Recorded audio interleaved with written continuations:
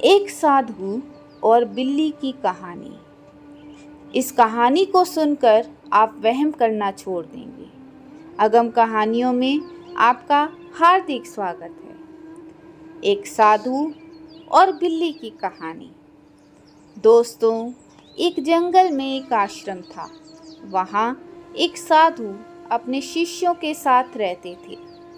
एक दिन उस आश्रम में कहीं से एक बिल्ली आ गई और आश्रम के बाहर आकर बैठ गई। कुछ देर बाद जब आश्रम के साधु ने उस बिल्ली को देखा तो उन्होंने अपने शिष्यों से इस बिल्ली को कुछ खाना देने को कहा।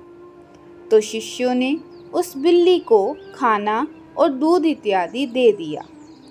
इस तरह वो बिल्ली रोज आश्रम के बाहर आ जाती और शिष्य रोज उसे खाना, दूध इत्यादि दे देते।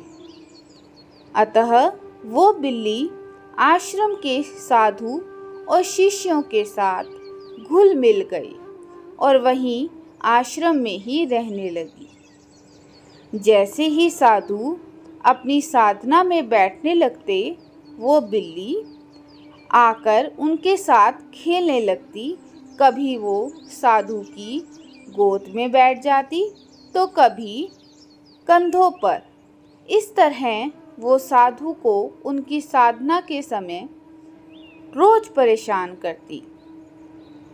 एक दिन साधु ने अपने शिष्यों को आदेश दिया कि जैसे ही उनकी साधना का समय हो, वे इस बिल्ली को पेड़ से बांध दें ताकि ये उनको परेशान ना करे। तो ऐसा ही होने लगा।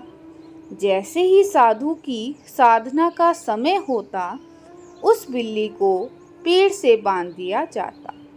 इसी तरह से दिन बीतते गए और ये आश्रम की एक नित्य क्रिया बन गई। पहले बिल्ली को पेड़ से बांधा जाता और फिर साधु साधना में बैठते। आश्रम में पुराने शिष्य शिक्षा ग्रहण करके जाते रहे और नए शिष्य आते रहे। सभी नए शिष्यों ने इस क्रिया का कारण जाने बिना ही इस क्रिया को जारी रखा। अब तो मानो ये आश्रम की एक परंपरा सी बन गई थी।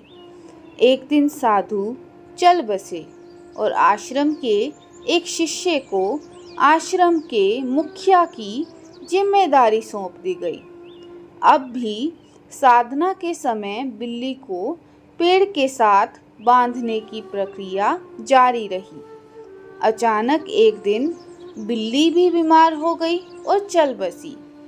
अब आश्रम के नए शिष्य और नए मुखिया सिर्फ इतना जानते थे कि साधना के समय बिल्ली का पेड़ से बांधा जाना जरूरी है, क्योंकि वे इसे आश्रम की एक परंपरा मानने लगे थे।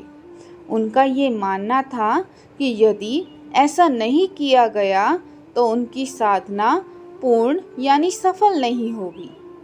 अतः जंगल में से ढूंढकर एक बिल्ली को आश्रम में लाया गया और उसे पेड़ से बांधकर साधना में बैठा गया। और इस तरह आश्रम के सब साधु और शिष्य इस अंधविश्वास में फंसे ही रह गए। तो दोस्तों, इस कहानी की तरह हम लोग भी अपनी ज़िंदगी में बहुत सी क्रियाओं को अपने पूर्वजों की परंपरा मानकर उन बिना उनका कारण जाने निभा रहे हैं, जबकि उन क्रियाओं को शुरू करने का उस समय कोई कारण रहा होगा। तो आइए इस कहानी से शिक्षा लेकर हम भी उन सब वहमों को, उन सब अंधविश्वासों को छोड़ें जिन्हें हम बेवजह निभा रहे हैं। अगर आपको ये कहानी पसंद आई हो तो लाइक, शेयर और चैनल को सब्सक्राइब करना मत भूलिएगा।